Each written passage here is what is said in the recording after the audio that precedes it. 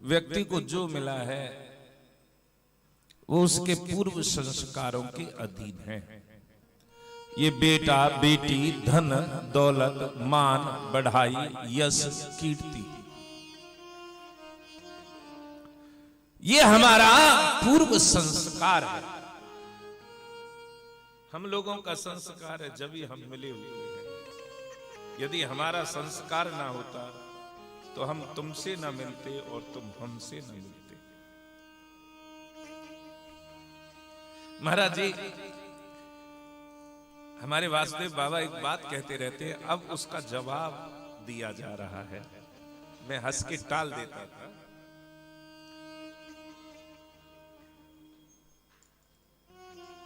हमें एक बात ध्यान रखनी चाहिए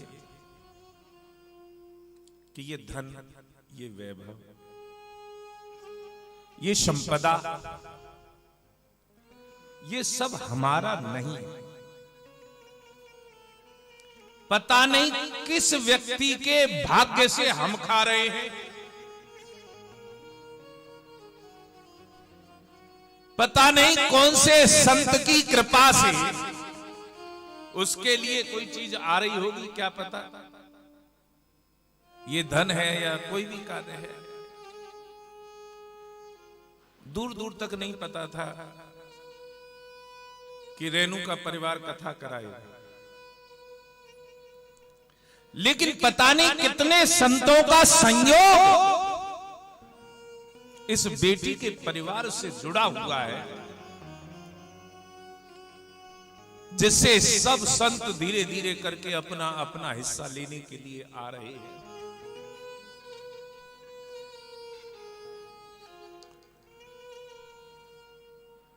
ये संस्कार है। हम आपसे मिले हैं या आप हमसे मिले हैं, यदि हमारा पूर्व जन्मों का संस्कार नहीं है, यदि हमारा जुड़ाव नहीं है, तो कोई भी किसी से ना मिल सकता है, ना कुछ ले सकता है और ना दे सकता है।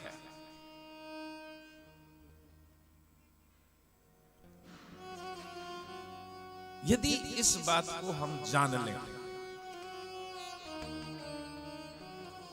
तो भगवान इसी जन्म में तुम्हें ऐसे ऐसे कर्म करवाएंगे जो तुम जानते भी नहीं हो।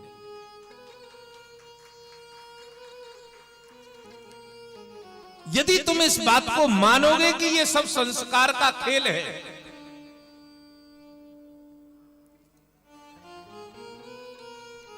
और जब जान गए तो जीव अपने कर्मों के अनुसार ही स्वभाव में स्थित होता है।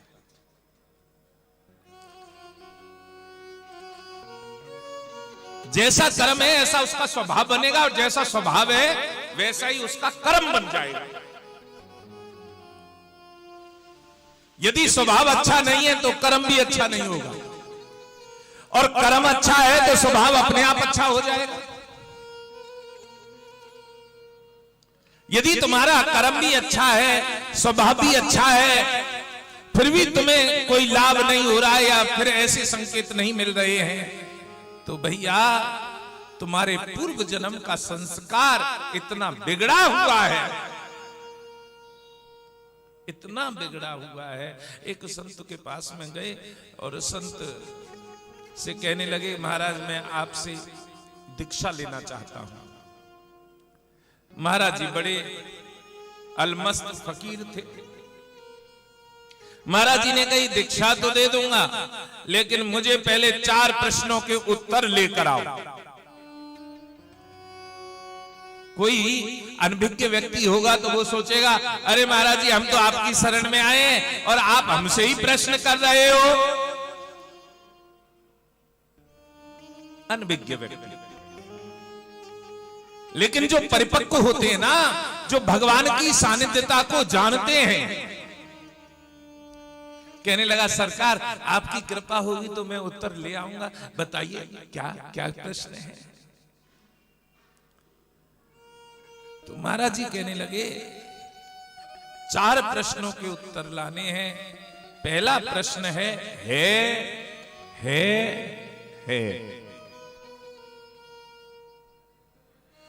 दूसरा प्रश्न है नहीं। तीसरा प्रश्न है नहीं है। और चौथा प्रश्न है नहीं। जब ये 4 प्रश्नों के उत्तर ले आएगा तब तो मैं शिष्य बनाऊंगा, अन्यथा नहीं बनाऊंगा। लेकिन जब गुरु की लगन होती है ना, जब गुरु के साथ लगन होती है, तो व्यक्ति लुटने के लिए तैयार होता है। सांझ को लौट के आ गए, महाराज आपके प्रश्नों के उत्तर मिल गए। इतनी जल्दी? हाँ महाराज, सुबह से शाम तक में 4 ही प्रश्न तो थे आपके। 4 ही प्रश्न थे, ज्यादा तो नहीं थे। आपका पहला प्रश्न था है।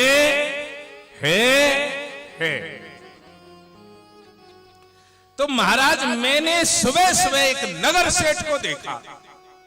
जब मैं आपके आश्रम से गया तो मैंने एक नगर सेठ को देखा जो दान पुण्य में लगा हुआ था। पहले अपना नित्य कर्म किया और नित्य कर्म करने के पश्चात वो दान पुण्य में लग गया।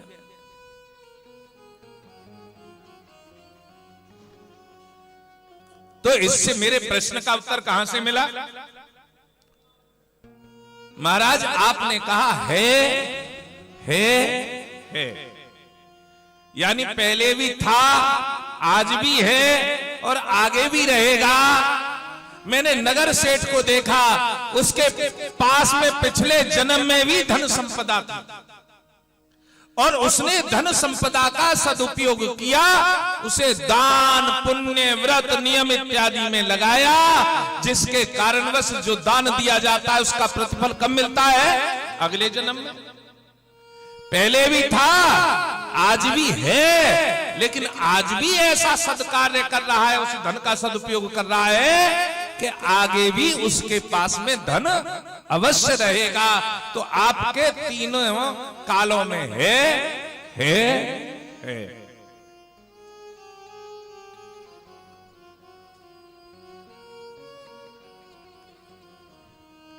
आपका दूसरा प्रश्न है नहीं। तो मैंने दूसरे नगर सेठ को देखा जिसके पास पहले तो था, उसने दान पुण्य किया, गुरुजनों की सेवा की, भक्तों की सेवा की, भगवान के श्री चरणों में अपने आप को समर्पित किया, जिसके कारणवश आज भी है। लेकिन आज उसका कर्म बिगड़ गया है, आज वो धन का सदुपयोग नहीं कर रहा है, वो उसका दुरुपयोग कर रहा है। इस कारणवश 2 जन्म में तो है, पहले था, आज भी है, लेकिन आगे दिए धन को भोगने वाला नहीं बनेगा।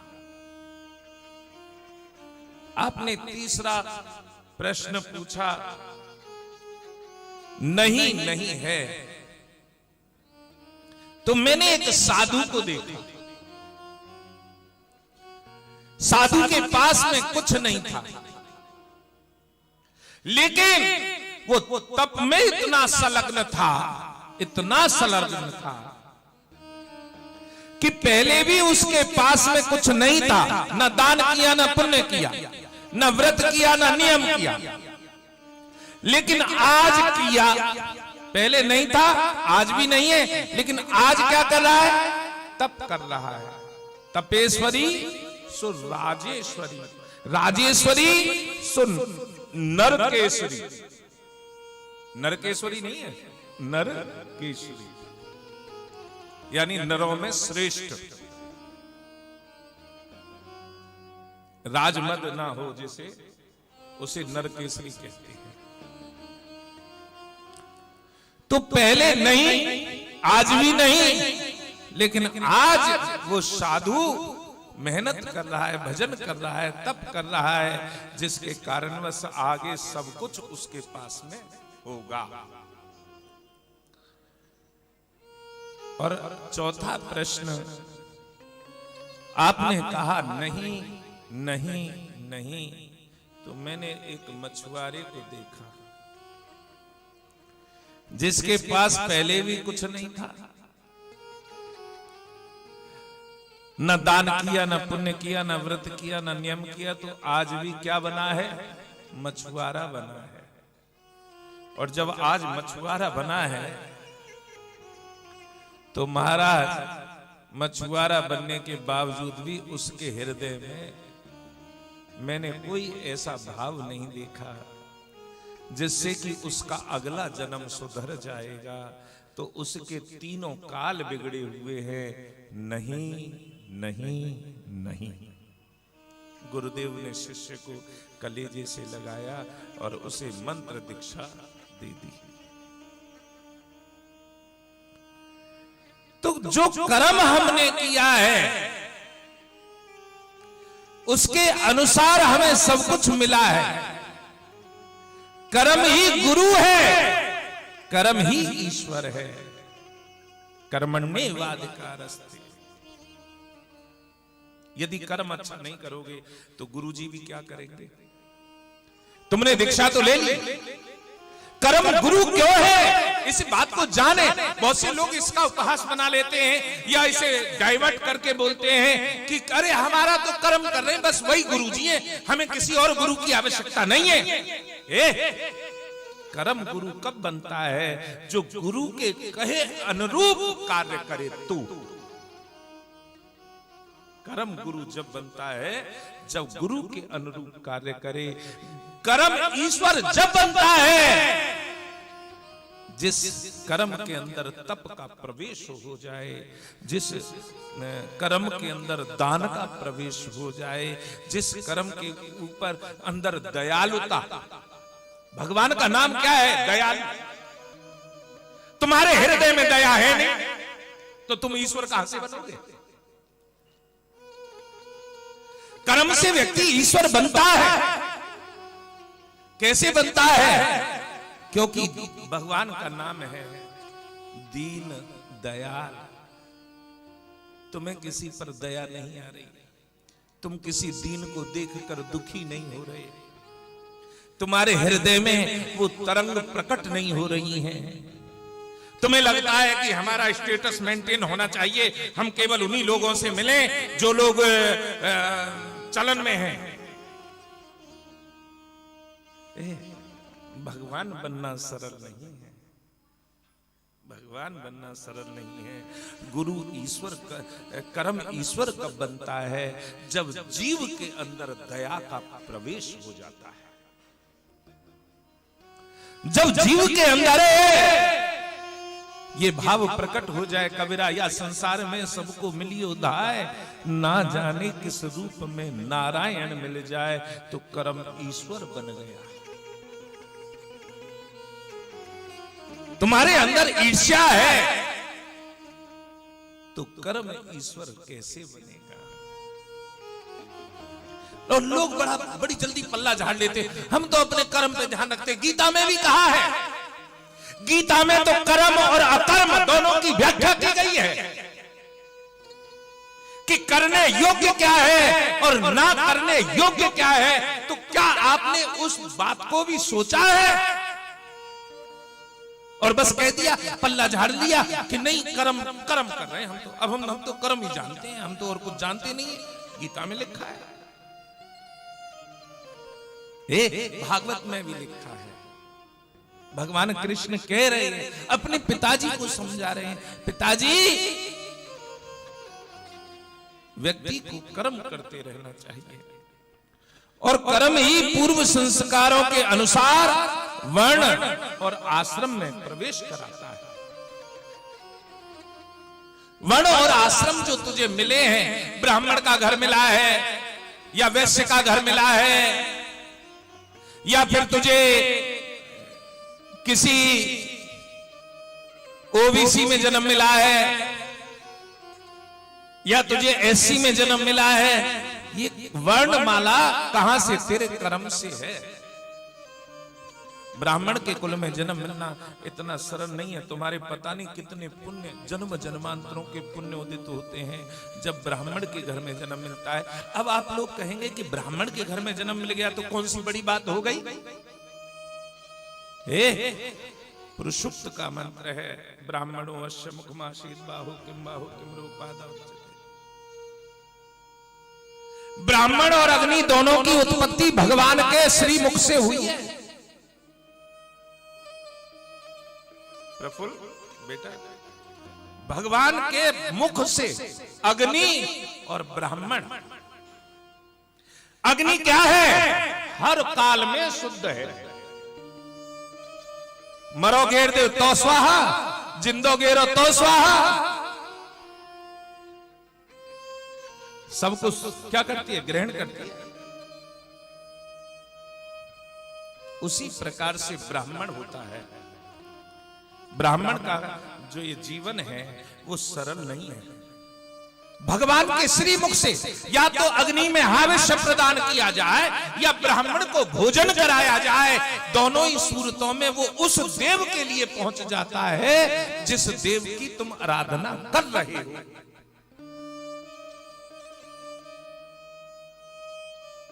तो ब्राह्मण के घर में जन्म मिला तो सबसे पहला श्रेष्ठ भगवान की कृपा तो यहीं पर बरस गई कि तुम ब्राह्मण के घर में जन्म पैदा हुआ। आप लोग इसे अन्यथा ना समझें, अन्य जाति या अन्य संप्रदाय के लोग इस बात को अलग ना समझें। ब्राह्मण के घर में जन्म मिला, लेकिन तुम्हारा कर्म ब्राह्मण का होना चाहिए। जाति, कर्म और विद्या, इन तीनों के संयोग से ब्राह्मण को पूर्ण कहा गया है। जाति तो है लेकिन कर्म नहीं है, विद्या नहीं है, तो भी ब्राह्मण पूजने योग्य नहीं है। पूजने योग्य कौन है? जो वेदाध्ययन करता है, जिसका कर्म, अपने कर्म में सुदामा गरीब थे, धन नहीं था, लेकिन वो कभी अपने कर्म से नीचे नहीं गिरे, व्यसनों में नहीं फंसे।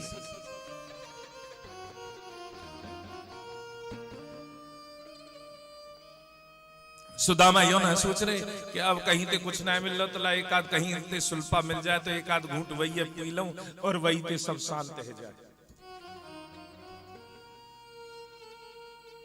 क्योंकि ब्राह्मण का शरीर बड़ा उत्तम है, जिसके अंग अंग में देखो गाय शुद्ध है, गाय हमारी जननी है, माता है। हम इसे बहुत कुछ बोलते हैं, 33 कोटि देवता इसमें वास करते हैं, लेकिन श्री सीता जी ने गया में गाय को भी श्राप दिया है। श्री सीता जी ने, जनक दुलारी ने गया में गाय को भी श्राप दिया है कि तेरा मुख शुद्ध नहीं रहेगा, तू झूठ बोल रही है।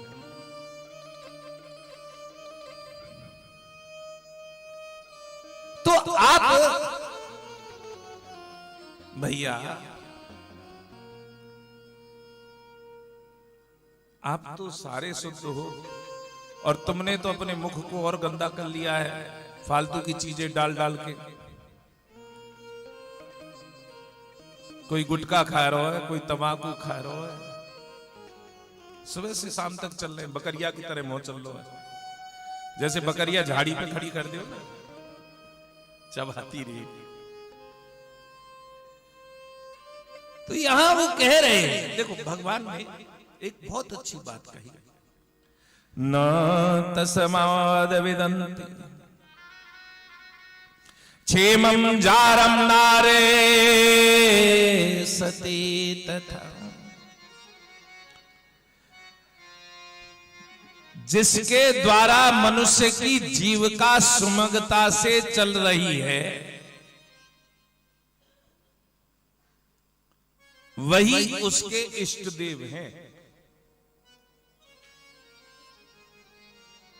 जिसकी जीविका, जिसके द्वारा सुगमता से चल रही है, वही उसके इष्ट देव हैं। तो इसलिए अपने इष्ट देव को कदापि नहीं छोड़ना चाहिए।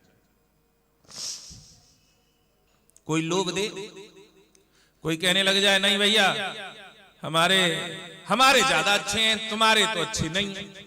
कोई कहे तुम्हारे हमारे बहुत अच्छे हैं, तुम्हारे तो बिल्कुल कुछ ना है। एक बार दो साधु थे और साधुओं में लड़ाई हो रही थी। एक रामानंदी महात्मा थे, एक श्यामानंदी महात्मा थे। तो रामानंदी महात्मा वृंदावन में आ गए और एक श्यामानंदी महात्मा जो कृष्ण का उपासक था, वो कृष्ण कृष्ण कृष्ण कृष्ण कृष्ण। तो रामानंदी महात्मा कहने लगे सीताराम बोल सीताराम। क्या कृष्ण कृष्ण कृष्ण कृष्ण मचा रहा है? उसे बड़ा बुरा लगा कि अपने हमारे इष्ट देव के लिए कह रहा है।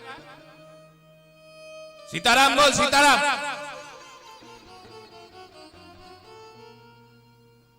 अब यहां पर वो कहने लगा हमारे भगवान के लिए ऐसे कैसे बोल रहा है, और वो भी हमारी भगवान की भूमि में, हमारे वृंदावन में आके और हमारी भगवान की बुराई कर रहा है। क्यों आया यहां पे? चल भाग। अरे मैंने तो सुना था तेरे भगवान का नाम टेढ़ा है, जीव टेढ़ी पड़ जाती है जब तेरे भगवान का नाम लिया जाता है। और देखने आया था कि वो सीधा खड़ा है या टेढ़ा खड़ा है, लेकिन यहां आकर देखा तो वो तो टेढ़ा खड़ा हुआ है। जिसका नाम टेढ़ा, नाम टेढ़ा, खड़ा भी सीधा नहीं होता। खड़ा भी कैसा होता है? टेढ़ा। और तो और कर्म सबरे टेढ़े। गोपियों के साथ में रास रचाया। बताओ कैसा भगवान है तुम्हारा जो दूसरे की नारियों को एकत्रित कर लेता है।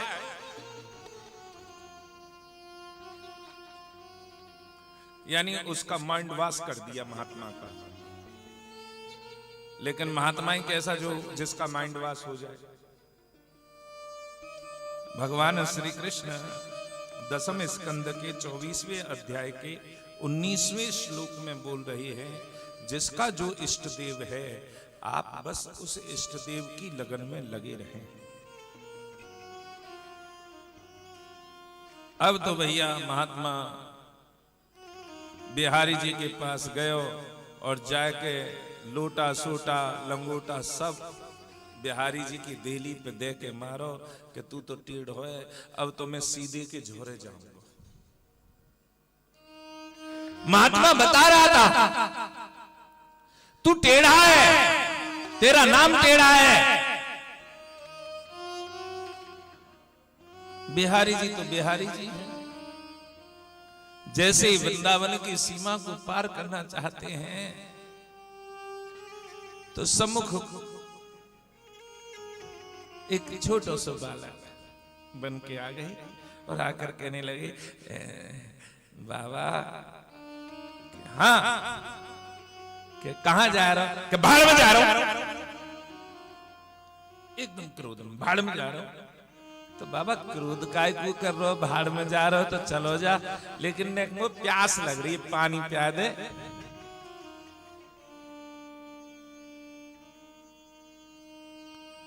कि पानी पी ले। मेरी बाल्टी गिर गई है और वो डूब गई है वहां में कुआं में, तू निकाल दे। अच्छा ला, कोई सरिया वरिया है, कोई कांटो है? हाँ मुंह पे एक टूक तो है, सरिया को रस्सी में बांध रखो है। ला तो दे। अब सरिया सीधी, कांटो तो टेढ़ो बनेगो ना, कांटो टेढ़ो बनेगो, सरिया सीधी। अब जैसी सरिया दई तो वो बाबा कहने लगा, ले बुद्धि खराब है रही है, जब तक यार टेढ़ी ना करेगो, जब तक कांटो कैसे बनेगो, बाल्टी कैसे आवेगी ऊपर इचके। ए बाबा, या बाल्टी के लिया तो सरिया टेढ़ी करनी पड़ रही है, या कुआते बाहर निकारवे के लिया, और या भवसागर से पार करवे के लिया मैं टेढ़ो है वो तो मैंने कहा ब्रो कर दिया। एक बाल्टी निकारवे के लिया तो तू कह रहा कि सरिया टेढ़ी करेगो जब कांटो बनेगो, और मैं भवसागर से पार करता हूं तो मैं टेढ़ो है वो तो का है वो। संत तुरंत की तुरंत भगवान के श्री चरण पकड़ लेते हैं कि आप तो गोविंद हो, मेरे माधव हो, और लिपट गए। तो जिस प्रकार से विवाहित पति को छोड़कर जार पति का सेवन नहीं करती नारी, अन्य पुरुष का सेवन नहीं करती, उसी प्रकार से जो भी हमारे इष्ट देव हैं, आप केवल उनकी उपासना करें। दूसरे देवताओं को लोभ में ना फंसे कि अब के ये अच्छे हैं, अब के ये अच्छे हैं, अब के बालाजी बाबा बढ़िया है, कि अब के शनि बाबा बढ़िया है, अब के ये बाबा बढ़िया, अब के वो बाबा बढ़िया है, कि अब के वाह की परिक्रमा करके आएंगे, कि अब के वाह नहा के आएंगे, कि अब के वाह धाय के आएंगे। हम इसी चक्कर में पड़े रहते हैं।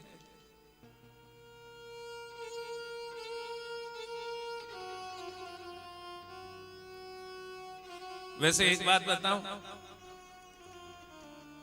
या लाला के प्यार कर ले तो या के सबरे रिश्तेदार है, कोई मंत्री संतरी न माने तो कहा के भाई फलाना रिश्तेदार है वाकी माने वाले चलो। तो पहले से चलते हैं। कालिंदी के पिता कौन है? रविवार से चलते हैं, सूर्य से। कालिंदी के पिता कौन है? सूर्य भगवान है। सूर्य की पुत्री है।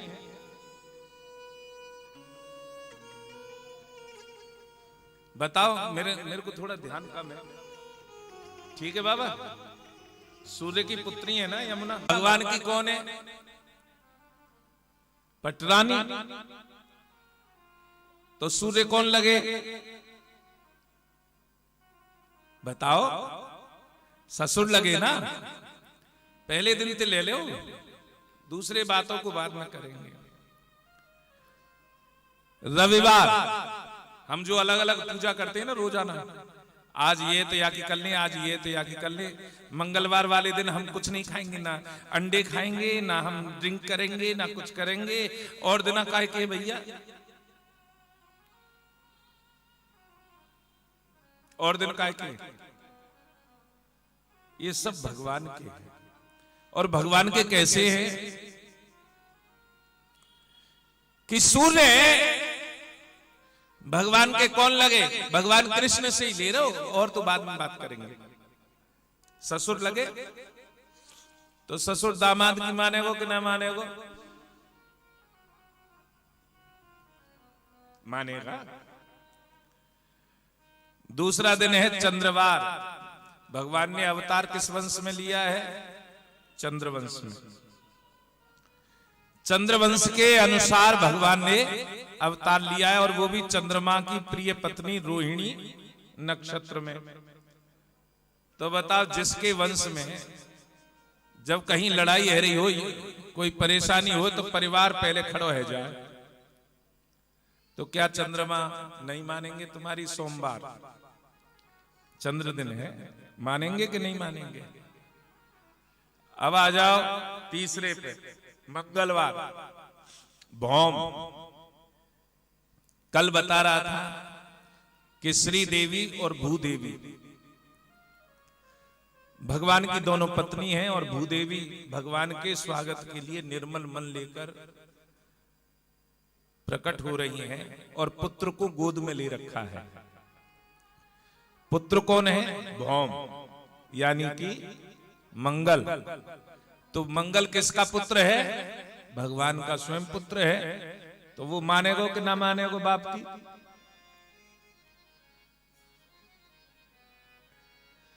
फिर आ जाओ बुधवार।